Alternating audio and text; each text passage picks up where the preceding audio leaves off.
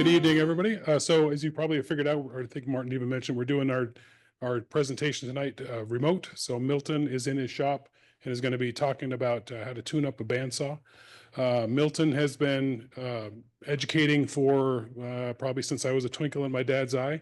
Has a PhD in education and has been woodworking forever, going along with what Brent said about tools that you don't necessarily need. He also works at Woodcraft. So if you have tools that you didn't know you needed yet, you can go see Milton there and he can help you out. Welcome back to the Miller family woodshop. The bandsaw is the safest stationary equipment you have in the shop. And also one of the most versatile. If you could not afford a table saw, or if you had to make a choice between a table saw and a bandsaw, then you should start with the bandsaw. Because you can do a lot of the things on the bandsaw that you can do on the table saw, but you can't do on the table saw the things you can do on the bandsaw. For example, I make about 75 cutting boards a year for sale.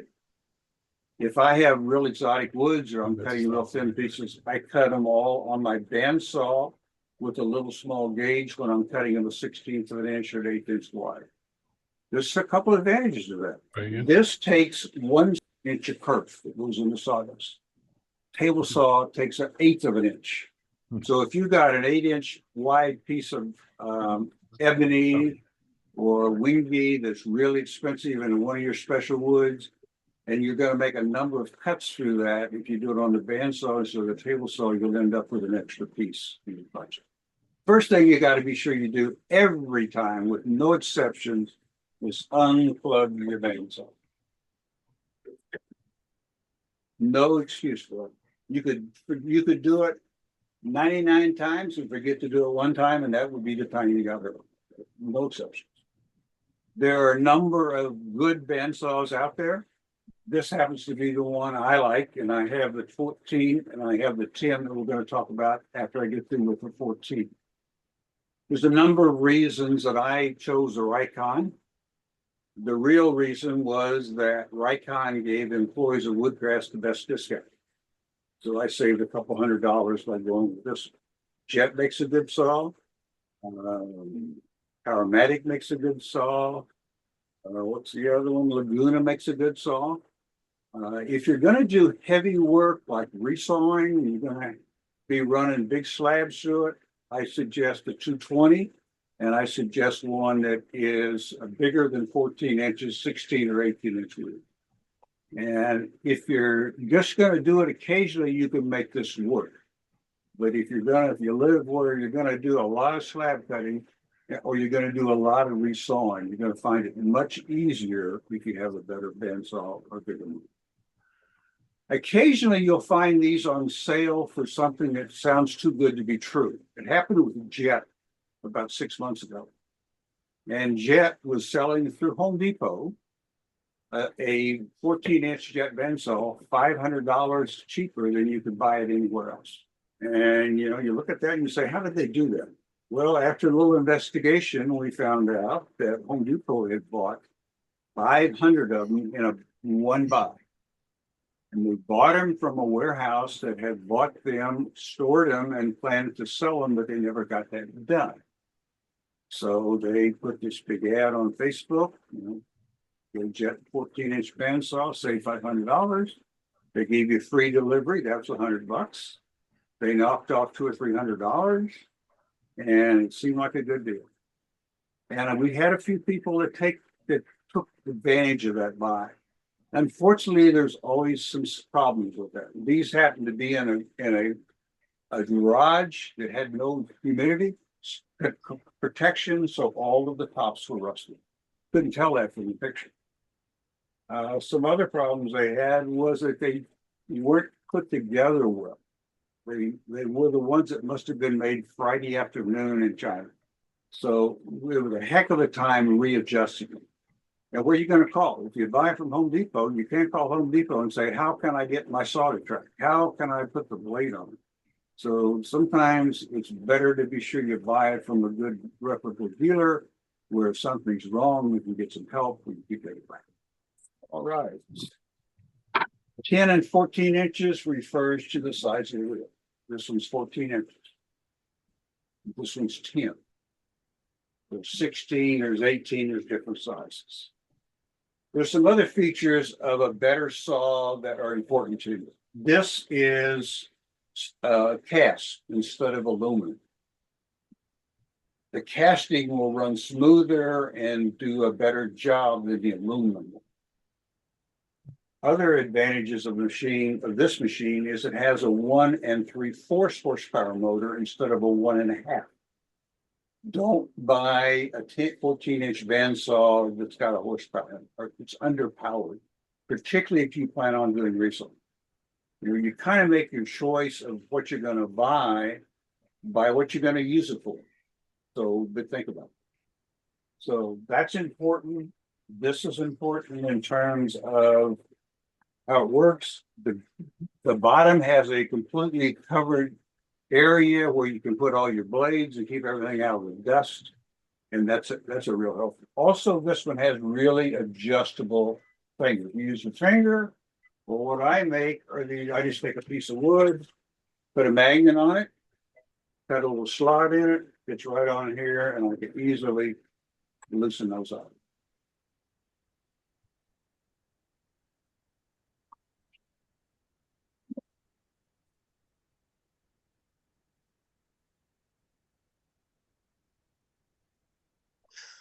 Bandsaw blades will break. If a bandsaw blade breaks in the weld, you are entitled to a free bandsaw blade. Now, the maker will probably ask you to show proof that you bought it, but what happens to it is the weld is bad, therefore it breaks. The weld is actually stronger than the blade itself. That's why the weld shouldn't break. The other thing that could cause a brand new blade, not to perform well is if it has carbide teeth in it, or when they set it, if they didn't do a real good job, and you run your blade and it goes, it means you've got a few teeth that the set is out of. It often gets out when you take a brand new blade out of the box and you try to open it in a shop that's no bigger than this. And so you take this out. Hope some of you haven't experienced this. And what happens is you say, okay, unfold this. And in doing so, you fold it 1 and 2, and then it comes out, and then it springs. And then it bounces off of this metal table, bounces off of the workbench, and hits the bottom of the saw. And then if you would examine it closely, you'd probably find you have 3 or 4 teeth that are out of position now. And it's way too many people run a bandsaw just getting it out of the box. Be very careful how you do it. There's several methods. I'm going to show you 2 of them. The one that my grandkids have mastered very well is you take it out in the yard, you throw it in the grass and run like hell. And you'll never cut yourself. And actually, they say for any blade that's wider than 3/4 of an inch, you should not try to open it by hand. You literally need to take it outside, throw it in the yard, not in the concrete, and let it open itself out, and then break it inside. You want to be safe. Always, when you undo a blade, be sure you have goggles on and be sure you have gloves on. In my many years in a shop using bandsaws, I've seen some pretty bad cuts right here. I've seen some bad finger cuts. I've seen them here. So you don't want to be adding to that. So let's talk about blades. I think if you do much bandsaw work, you need at least 3 different blades, and that's both the width and the number of teeth per inch. Now, if you don't do any resawing, you probably don't need the last one. The first one, resawing takes something like 2 to 3 teeth per inch maximum. And you need big gullets so that the sawdust doesn't fill up the gullet and then it becomes a chisel and it doesn't cut. So if you have 10, 12 teeth per inch or 6 to 8 teeth per inch, and you're trying to cut through a piece of oak, good luck. It's not going to work. So it's important to have fewer teeth per inch if you're going to resaw. It's listed on your sheet. Half inch or wider is what's recommended for resawing. There are blades that we actually sell at Woodcraft blades up to 1 inch wide. I would never, well, I couldn't put it on this saw because it's not built for this saw. You want to be careful about getting a blade too wide. There's been some interesting research on bandsaws, and I like to follow this stuff since I've been a woodworker in education. One of the rules is that how wide should I make a resaw blade? Should I do a half, which is where you start? Should I do 3/4? Should I do an inch? Highlands Woodworking, which I think does a really good job of products and some of their instruction, they did an extensive research. If you want to go to their website sometime and look at their resaw blade section, they go through a comparison of using a 1/2 inch, the 5/8, the 3/4. They didn't go to one because their resaw blade isn't 1 inch wide. And they found that the 1/2 inch overall did the best job. And that is in terms of how long it lasted, how it cut with different kinds of woods. And I've pretty much gone to the same thing. I never put a saw on this wider than a 1/2 inch. Just like I never put a blade any wider than 3/8 on my 10 inch. So be cognizant of that you don't, if you put the blade on and the gullet's in the middle of the wheel and the back of the blade hangs off the back, you got a problem.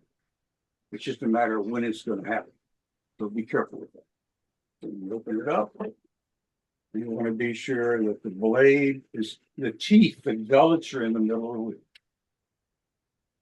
Another thing you want to do anytime you put a brand new blade in, remember this is a piece of welded material. Plug this back in. And when you weld a piece of metal like this, the back is not very smooth. So one of the things I like to do only on a new blade, turn it on, put it back here, see the sparks coming up. Now you've taken and you've made the back of that consistent, and it will go through the roller on the back. It will go through consistently. It won't move around over it. Another thing you can do, you can get some lubricating wax. Beeswax works great. This is one that's built just for the bandsaw. There's nothing special about it except it costs $12, and I don't know why. Then you cut it in two, you got a lifetime supply. So if you have a wider blade, you turn the blade on, and then as it's running, you lubricate both sides of the blade, not the teeth, just the sides of the blade. On a wider blade, that makes a big difference in terms of cutting down on the friction against the roller. So that's another tip. One of the things that's really critical is to be sure that your blade and your table are at a right angle. How do I know? Well, it looks pretty good. Nah, that's not good. You're going to take a small square like this. You're going to put it right here. And you can tell. The better way and the easier way is to take a piece of wood. I reuse this one. Turn it on. Make it cut. Back it out while it's still running. Turn it around. If it goes in the back without any problem, you know you have a 90-degree table. If it's off 2 degrees one way, when you turn it around, it's going to be off 4 degrees. So if you're resawing wood and you're trying to get it to glue and it doesn't work, if it's off 4 degrees, it'll make a big difference. I find it hard to keep these in a shop where you have a lot of users because they think it's scrap and they throw them away. I also find a tool like this handy for the bandsaw because I do a lot of work where I'm going to measure the thickness of the top or the bottom or something like that. And I want to make it consistent throughout. So if I want a 1/2 inch, I can put that down, take my wood on my board. I can put a mark here, here, here, all the different places, and I know exactly what I have. Of course, you could use something like this. You could get real complicated and use something like this that has all kinds of mechanisms in it. But you need something that lets you be consistent with your measurements. For example, the inside of a bandsaw blade. All right. So 2 to 3 teeth per inch. If you have a long board and you're trying to resaw, and again, a lot of people, first thing they try to do is, and it makes sense, is get a 1-inch board, resaw it, run it through the joiner and the planer, and you don't have to waste so much wood. You don't want to, if you need a 3/8 inch piece of wood and you've got a 1-inch piece of walnut, you don't want to run it through the planer and take off all that sawdust. Doesn't make any sense. But resawing it, you can do that pretty easily. If the board is longer than 4 to 6 feet to resaw, and I have a 3/4 inch or 1/2 inch blade here, you've got a real challenge to do that by yourself. So I have a fence up. This happens to be the Carter mag fence. It's the only one I use. My Rikon fence is on the floor down here. I don't use it for anything except to collect dust. I set that up. They have a system called FAST, and that is for lining up. And you've got a slot for the bandsaw blade, the teeth, and you've got a magnet to hold the blade. And you slide up against it. It's good to take this out before you turn the bandsaw on. I like to check it just to be double sure that it's right here and here, and I'm set. Now this was made for the bandsaw. It can also be used on your table saw to determine height and distance. It also be used on your own. You may very well have a set of these in another brand, something besides this one. I just like this one because it fits my bandsaw blade. This is in the middle of my shop, and I can always slide. Again, going to the mag fence is an advantage to me because I do a lot of small things. You got to look on the bottom of the mag fence as you use it, and you'll see it begins to fill up with dust. So you got to keep that wiped off as you go through the use of it. Otherwise, you're going to end up with that not sticking to your counter, to your top. So wipe those off. Set it up, get it set the way I want it, tighten it down. I put an extension on mine. When you buy the fence, it's this height. I like to be able to have it this high. In that case, I can resaw about anything I need. This one will resaw 12 inches. There's not very many times I need to resaw a 12-inch board. But if I do, then I don't use this. I use the fence that came with it because it's up another 2 inches. Another thing for the technique for resawing is to use the big feather board like this that fits in the slot. Your bandsaw.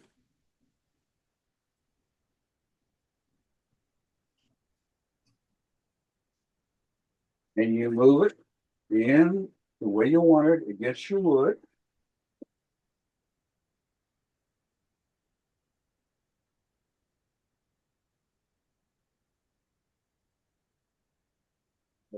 Down. Put this where you want it cut, slide this up and down, tighten these down. And now you have these fingers that you can push, but you can't back it out. It won't come out really well. You set that up right, it takes care of the kickback.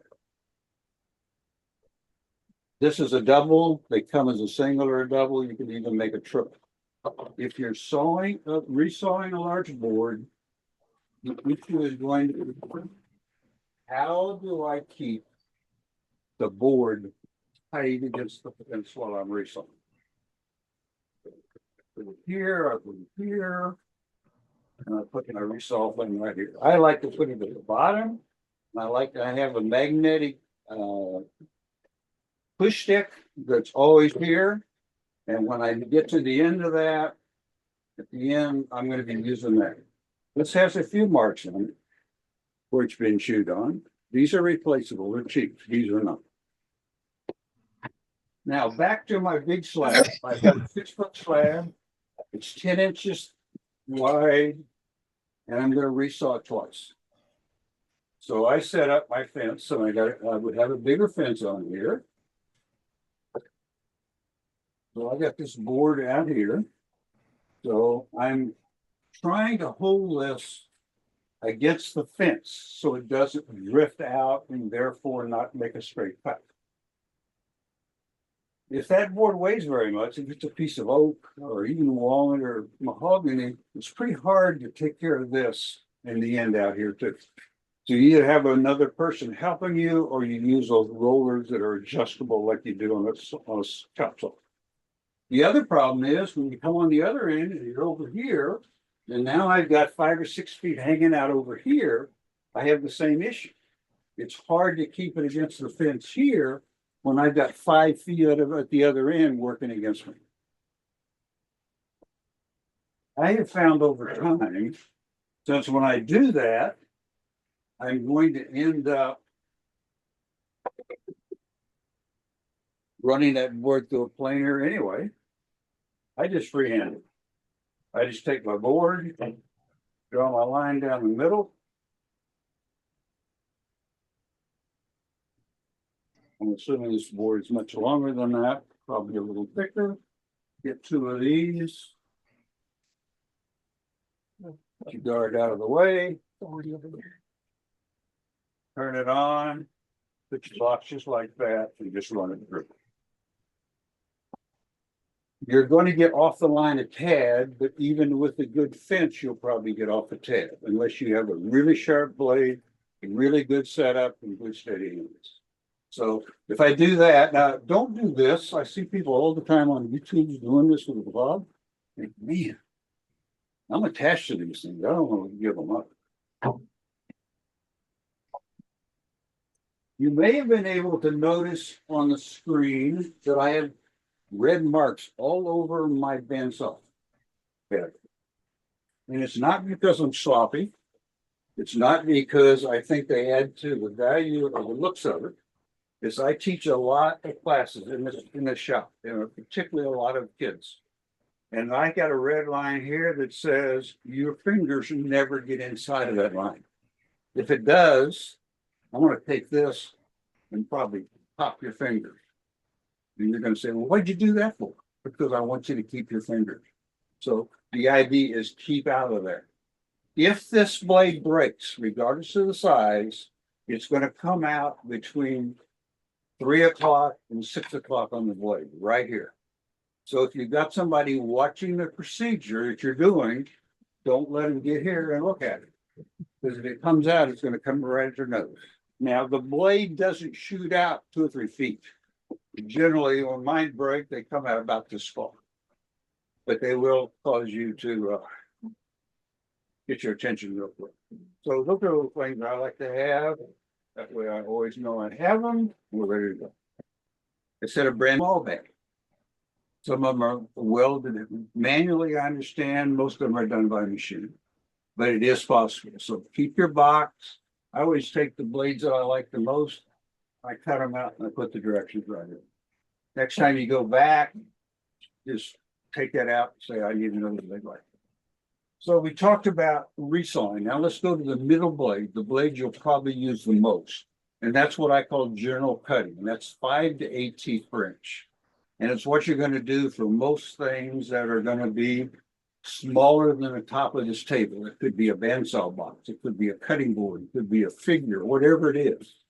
Also, when you run that board across the board, be sure to use your fingertips. You have much more control with your fingertips than you do the palms of your hand.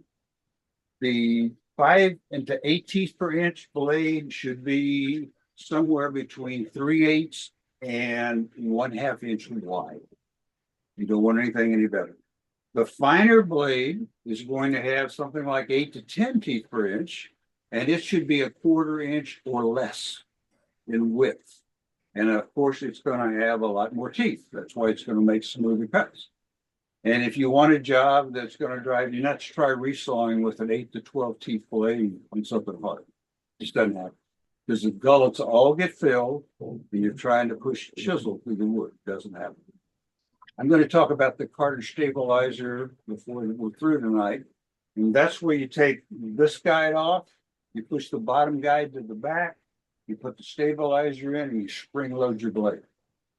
When you do that, you can cut a circle around a penny or a dime. And so when you're making something like boxes like this, then you can very easily make that cut with the stabilizer. You can actually make it, this was made without stabilizer with the 3/16 blade. The problem with the 3/16 blade is getting it so the wheels on the side stabilize it and not pushing too far back so the sparks come in.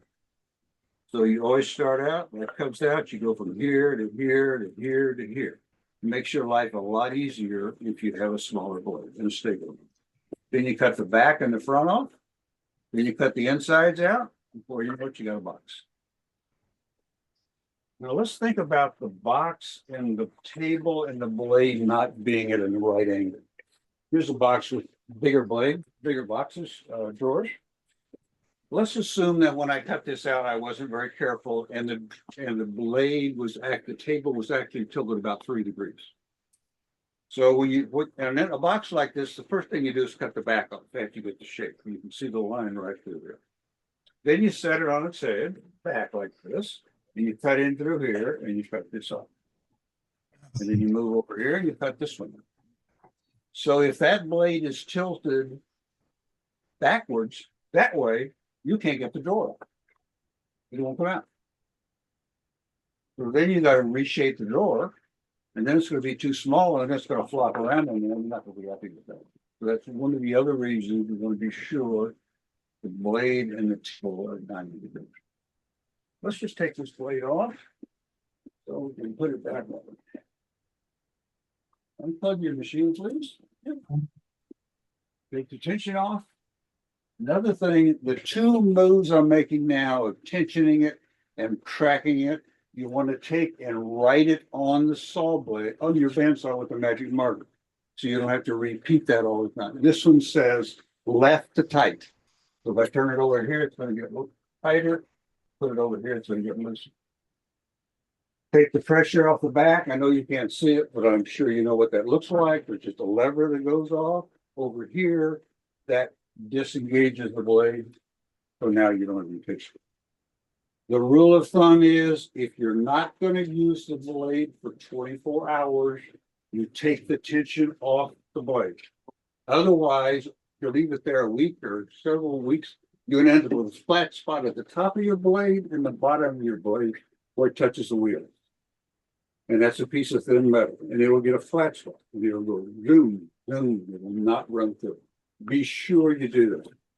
Also, be sure you do something to put over your on and off switch like this, so that somebody won't come in and turn the switch on when the blade's off because they'll snap it like that. $50, $70, whatever you pay for the blade. You want to be sure that's not an issue. So you can see through the wheel here, if you go over here. Take this loose, open this up.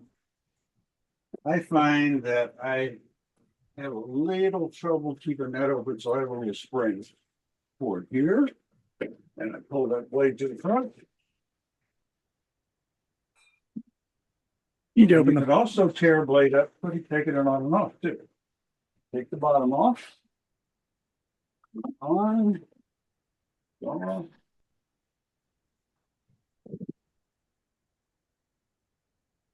All right. Now it's really tight in here. I'm going to have my cameraman give me a little more flexibility. There's 2 ways to flow these easily. One way is to put them on the floor and step on them. I have a concrete floor. Not a good idea to press very hard. So you're much better off put a piece of wood down. Blade on top of the wood. Then put your feet on it. Take all the tension out of your blade. Turn it once, turn it twice, and take it to the ground. Reach down and pick it up.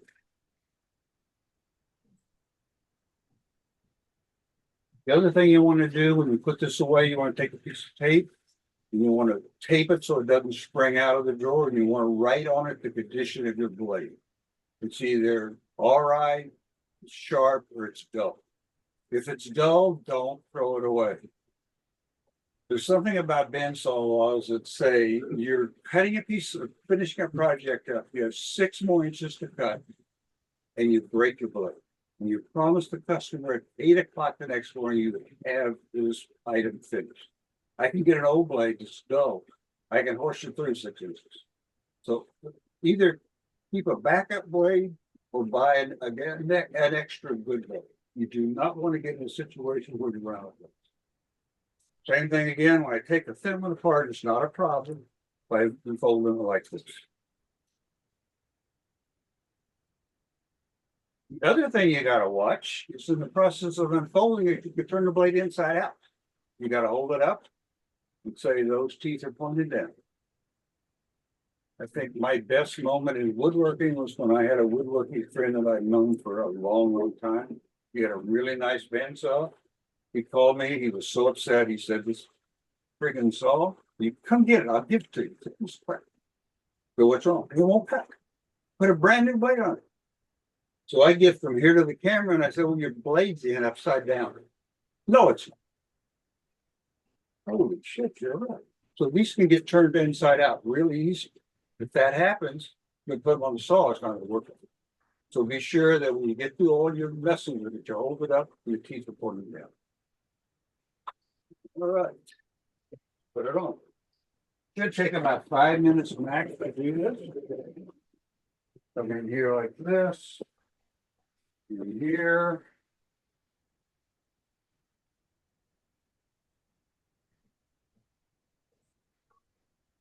Here.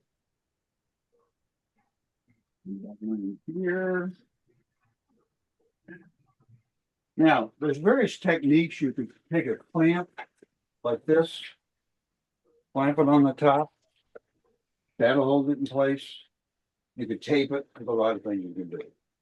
Generally, if you just work with it a little bit, I don't know whether you can see this. This blade, you can also on a thin blade, this small thin, very easily get a little kink in it. And this one has a little peak right at the top. So I got to get that back out. Okay, I'm all right here. So I've got these out of the way totally. So they're not in the way of my wheels. And I've got the back thrust bearing all the way to the bottom. Here, here, this down to the bottom. Through the bearings down here. I'm gonna hold it here. Now I put my pressure back on halfway. I don't take it all the way to the bandsaw. I take it about halfway. Then I still have the capability of moving this a little bit if I need to. The teeth go in the middle of the blade, the gullets, that's the teeth part. They don't go to the front, they don't go to the back. The bottom is less important than the front top one, but it should do you be about the same place. You need light underneath. I found out this one is really a good light for me. It's magnetic. I can see everything I need to see. You either take a pair of pliers like this, and you loosen those and push it up so it's just snug, and back it off a skosh. It's a very technical term. I'm sure you all know what it means. And you also, if you look at this one, there's a lot of dust in there. So if I were putting a different blade on, I would also get all that dust out of it. And the back one should not move until you put pressure on the blade. Right now, the back one doesn't move. So once I put pressure on the blade, now the back one moves. So I got my teeth so they don't show. I got this in the bottom. One more time, I give my short and tight to be sure they're all right. Do the same thing with the top. Now, I also made these little sticks. This is not brain surgery. Take a piece of hardwood, cut a slot in it, put a magnet on it. So if this is too tight, put that in here like this. Put this on, push this over, tighten it up, push this over, tighten it up.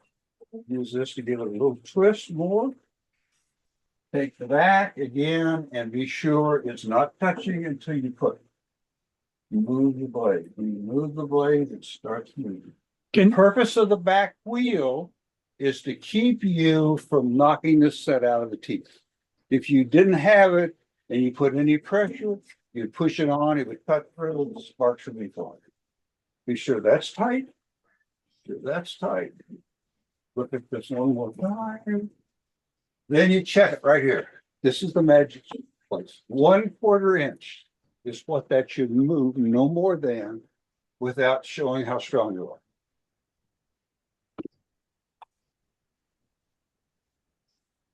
Got that locked in. This is the back wheel that is often the problem. You can't see it, but it's the wheel that, right now, without that wheel, look what you got. I don't have any stick. If I tighten that up, now I have a solid piece. So if you get a saw, you set it all up, you've done everything, and in your haste and excitement to use it, you get something like this in here. And every time you do any blade mechanism, turn it by hand a couple of times before you turn it on. You don't want to break the blade. Another thing that concerns me about a lot of machines and woodworking, it alarms me when I walk through a shop and I see the bandsaw blade like this, and somebody's cutting a piece of wood like this. And I see the table saw 3.5 inches up, and they're cutting a 1/2 inch board.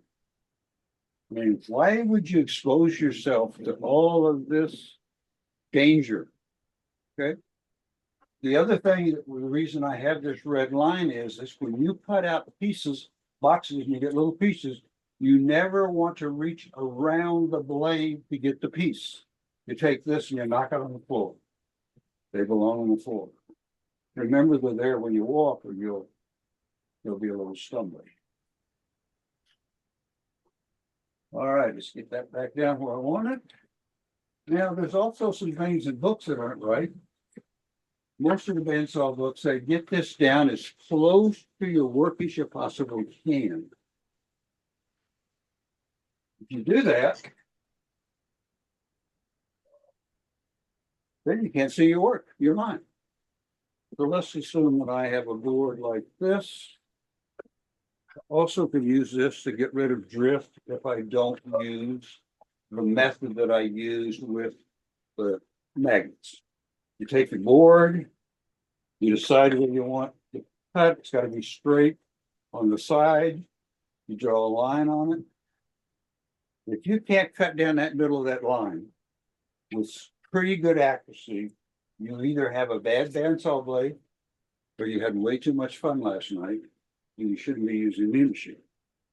So I don't want that down so close that I can't see it. I want to be able, I would rather have it up too high than down too tight. So I'm going to come up a little bit. Also, you need an auxiliary light on the bandsaw. It's just, there's not enough light. So I got that. This is here. I got these tight. I got this tight. Gonna check this one. Oh, it wasn't tight. Gosh. I know the bottom's right. I'm going to turn it one time by our hand wheel. With any luck, I should be fine. I'm going to cut right down the middle of that line. Thank you.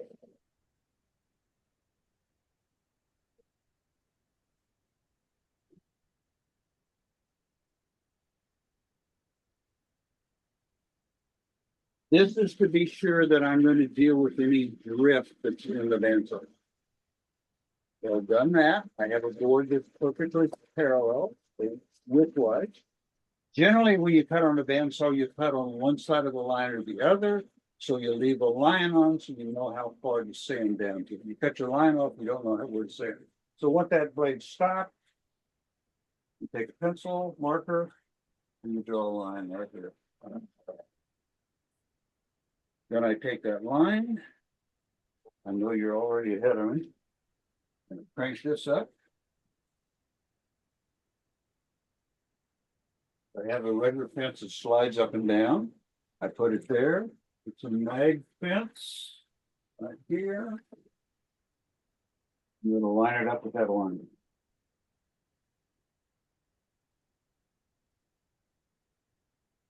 Tighten those down. So if I wanted that to be an inch wide, I would have measured an inch on that side, draw the line and do it. Now that fence is in line with this blade. If this blade is skewed a little bit, the fence will be the same way and it'll give you a straight cut.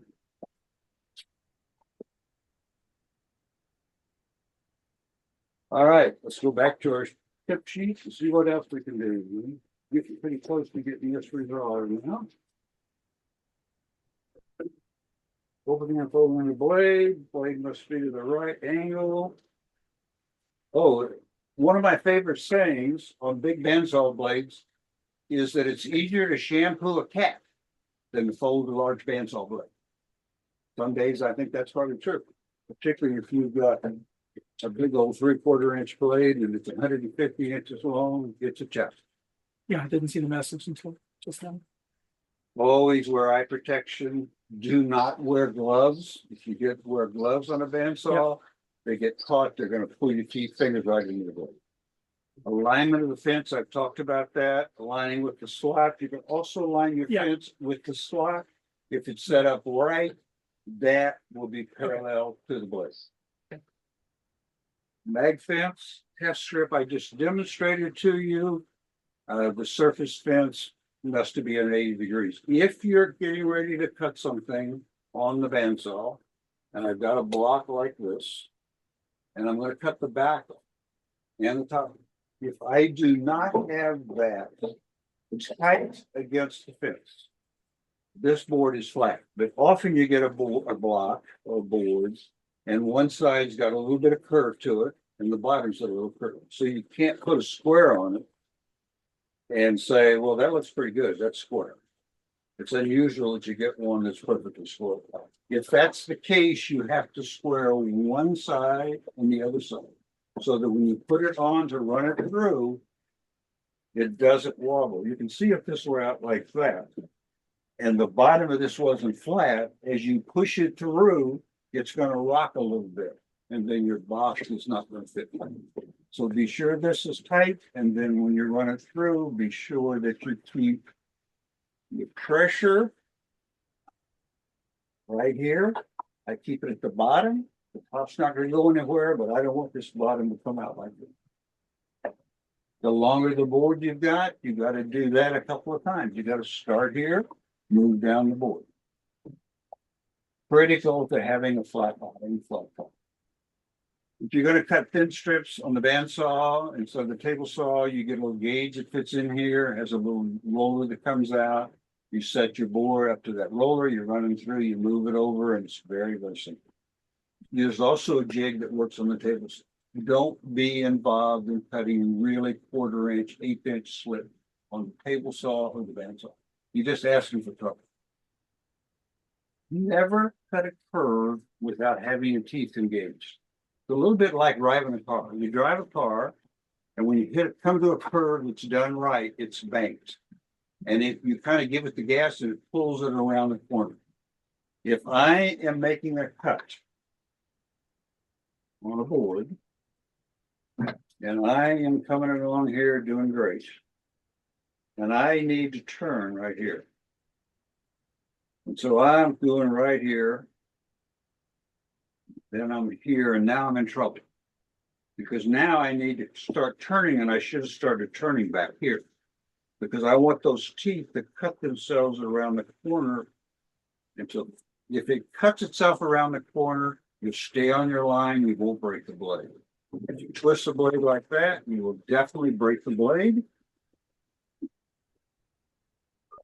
And that's another 40 or 50 bucks.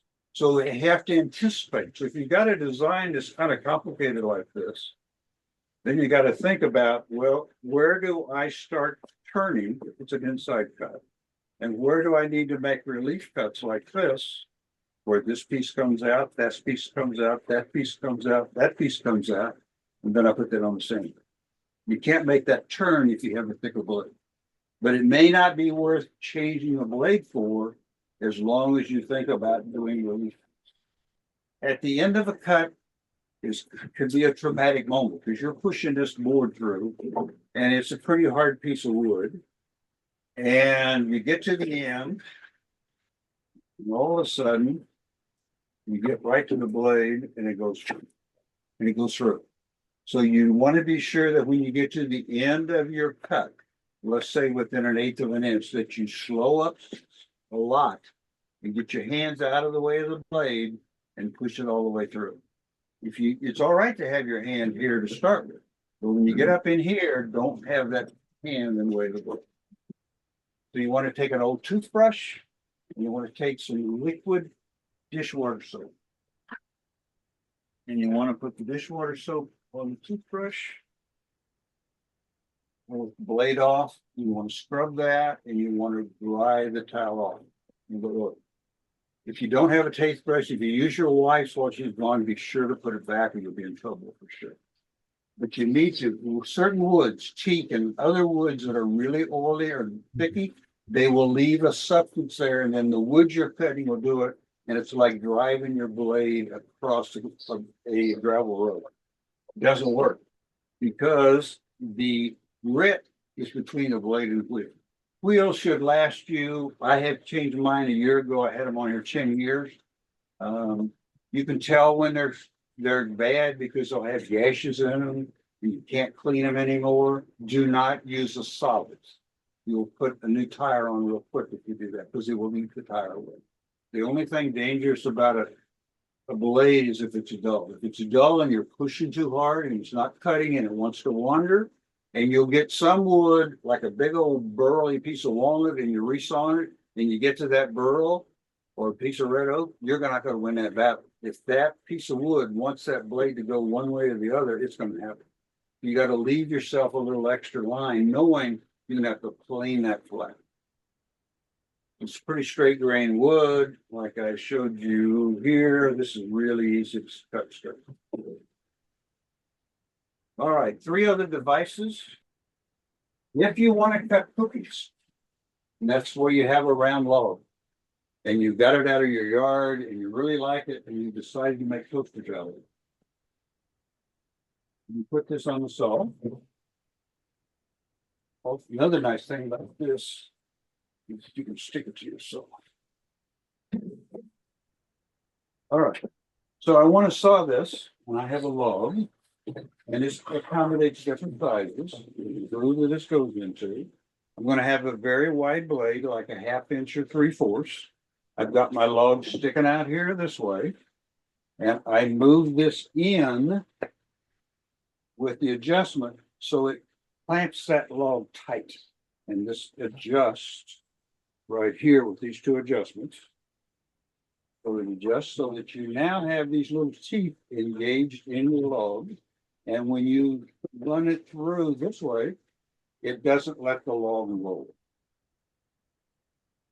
If you want to see one of the most gruesome bandsaw videos ever made, see the guy who's got a round piece of wood and he's trying to cut it by hand. It's pretty good size. And he gets right here and it grabs it and you know where his fingers go, rather than the wood. So this is good if you're making like coasters from a log. You just move it over, you just cut them all off, it doesn't move. If you don't have something like that and you have a rounded surface, you've got to do something to stabilize that surface. Because if it's heart shaped like this, and you're pushing it across, cutting the top off, and you get going, it will very easily roll in that way. So you put a wedge back here, or you glue some glue with a piece of wood, or you be really extra careful knowing that as I push that through my saw blade, to cut it off, the tendency is this way I'm fine. This way, it's going to roll my wood. Don't let it roll your wood. And don't let a mother in your neighborhood bring you a softball and say, can you cut this in half on the bandsaw? My son's doing a project for science, and these need to be parts of the solar system. Don't do that. You will be probably missing something the next day. Check blades for tension. Other devices. I don't have a circle cutter. I cut my circles freehand. This is what you do if you're cutting the long boards. There's a fence again. Turn this around so you can see it. You take your board, which is long, you put it between here and this. You just adjust in the back of all these choices. So now let's say I have a log that's 10 inches in diameter. I tighten it here. I run it through and I cut the ends off, and then I just move towards the middle and I can cut slabs perfectly clear. Won't work for a big slab, but it works for a small board. Particularly if you're making little cutting boards and you've got a live edge and you want to leave it that way. The last one I want to talk about briefly is the harder stabilizer. This is all it is to it. Does an amazing piece of work for you. You take the whole top assembly off. And I would suggest you get a box to keep the pieces in. You take the bottom ones and push them all the way out of the way. You put the blade on right through the slot right here. This little hole goes right on the only place you have when you take this off. You put it on, it's straight up and down, then you ring load it just a little bit. You push the blade up just enough so instead of being straight up and down, and you push it up by pushing the stabilizer forward, now you have what looks like a bow and arrow. That works fine as long as you don't try to make too sharp a turn.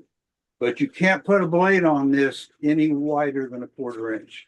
I use a 3/16. The smallest you can use is an 1/8 of an inch. But if you got those really sharp doors I talked about cutting out, you put the stabilizer on, makes a whole new game. Doesn't take long to put it on, doesn't take long to take it off. And it makes a serious difference in how well it works. Oh, my last challenge for you, and then I'm through for the night, is get 2 folders. One folder, you're going to mark whatever piece of stationary equipment you have in your shop, Bandsaw. And your goal is to get comfortable with that bandsaw. People say, I have a bandsaw, but I don't like it. I don't know how to use it. So get the directions, get the manual, get some YouTube videos, get some handouts, go look at a textbook that you have and get a few pages and take it on your mission. I'm going to learn how to control this machine. The other one is with finishing or whatever it is that you feel like in your business, you wish you did better. And make it a practice. I try to do every day a minimum of a half hour. If I miss a day, I spend an hour. And late at night, when I smoke a cigar, I wind down and I'm going to spend 30 minutes to an hour improving my technical skills. It doesn't happen if you put these under your pillow. It doesn't work. It doesn't happen if you buy all the best equipment or you buy all the things. You have to put it time on test. Bandsaw, again, very, very useful piece of equipment. Very challenging. Once you get it tuned, you'll be surprised. You want to see a show turn into Alex Snodgrass's bandsaw class about how he makes a steak on a bandsaw. Any questions? So I'm a volunteer at the Georgia Tech student shop, and we have a large bandsaw. I believe manufacturer says it takes up to 1 3/8 blade. We don't put one that's that big on it, but I believe the one on it is currently north of 1 inch. And earlier in the presentation, you mentioned that I believe you said 1 inch was the largest you would go for a On this bandsaw. 14-inch blade. On a yes. 14 My inch. fence, Okay. yeah, that's all I have. My fence is 1 inch. My wheel at the top is 1 inch from front to back. If I push the gullet in the front, then it's going to push the back of it a 1/4 inch off the back. That is not safe. So you got to think about the gullet in the middle of the fence, except for the stabilizer where you move it to the front. And I can't put a blade that's bigger than the capacity for that machine, or you're going to have real problems. Great. Also in the presentation, you mentioned when tensioning the blade, there's like that 1/4 inch of Yes. give. Is that regardless of the size of blade? It is. The tension is the same. Now, if it's a 3/4 of an inch blade, as opposed to a 1/4 inch blade, you're going to have to push a little harder with your finger to get the blade to flex at all. But that's a learned skill that doesn't take much time to learn. If you can push it clear against the back, you know it's way too loose. If you can't move it at all, it's too long. And you shouldn't be drawing blood out of your finger, and you shouldn't press hard enough that all of the blood in your finger, goes somewhere else. Just common sense would be reach in, push it to the left. If it doesn't go very far, I can't move it at all, it's too tight. It's better to have it too tight than too loose. If it's too loose, it'll wobble around and could come off. Does Great. that help? Yeah. And then, Okay. one last question. So again, this is a student shop, so we have a lot of, we'll say, amateur woodworkers, who can be a little hard on equipment. So is there anything that you would recommend in terms of setup or in terms of, size of blade or anything? If you're willing to sacrifice a little bit of, cut quality for, we'll say, resilience, make the blade last a little longer, maybe a little bit less prone to breaking. Would you have any recommendations? Yes. First of all, bandsaw blades are cheaper than fingers. So start them on a 10-inch saw. Use quite a few teeth per inch, because if they do cut or do get a little bit tight, it's not going to do as much damage as something that has 3 or 4 teeth per inch. The other thing is they can't cut themselves unless they stick their finger in a blade, and that's what that red circle is. And sometimes you can actually get a spotlight on your thing and put the spotlight right on the blade from the top and say, don't get your finger inside the spotlight. I'm happy to say that I started teaching woodworking at the 3rd grade and went through PhD in a number of years, and I never, ever had a student cut themselves any worse than it could be fixed with a Band-Aid. I've seen some pretty awesome, and the bandsaw, by the way, was the #1 equipment that the parents marked off and would not give permission for their students to use. And you know why? Because the mother goes to the grocery store and they put a slab of beef on the bandsaw and they cut through those 1.5-inch bones just like they're nothing. And so they see their son's finger or daughter's finger the same way. So you have to tell people, we don't cut slabs of beef, we don't cut fingers, we keep everything out of the way. What price should people expect for buying bandsaw blades? Well, first of all, a cheap bandsaw blade is not a good deal. It's right now, Woodcraft carries a couple of brands. There's some really good brands, probably close to $50 for a 14-inch blade, and probably $30-35 for a 10-inch blade. Now, those are going to be on sale for 30% off about every quarter. Buy 2 blades and they give you 1 free. How much does a bandsaw cost? You talking about the price of a bandsaw? Okay, they just went up about $2,000 on the 3rd because of the tariffs. So the saw I'm using, I paid just over $1,000 for about 8 years ago. If you'd have bought it last month, you would have paid right at $1,500. $1,350. $1,350. Now you're going to pay about $1,600. And there's also different versions of the same 16 and 14. The 10-inch particularly has one that's $100 more, but you have a far better fence. You have a far better adjustment on the blades, and those are all important. So Excellent. Thank don't you. buy a cheap blade. It's not. And the thing that blows my mind is I'm trying to think of the blade that we don't sell much in Minio. Timberwolf? That's Timberwolf. Timberwolf is the one that we recommend as the best one. The one below that is the one that makes all the machine shop equipment. And right now it escapes my name. If you would expect it to be better, it's not. It's not well done at all. So I Thank have, you. okay, I have a Carter green blade. Can you see that? Yes, sir. Okay, there's a real advantage to this blade. It's not for green. It doesn't mean that the blade is green, but it means it's used for blades for wood that has a little more moisture than normal. In other words, it wasn't totally kiln dried. Usually kill dried wood is like 6 to 7%. Let's say you got 15% on it and you're gonna use it, and what you're using it for, it doesn't matter that much because it's not gonna have sliding drawers, it's not gonna be perfect. The green blade has a little more set in the teeth, so it goes through the wet wood a little easier. And the second thing is it's tapered from the front of the teeth to the back of the blade, so it runs against the bearings in the back of the leader. So I find pretty much I use this 111, 3 teeth per inch, 3/8. Most all the time is my number one saw blade.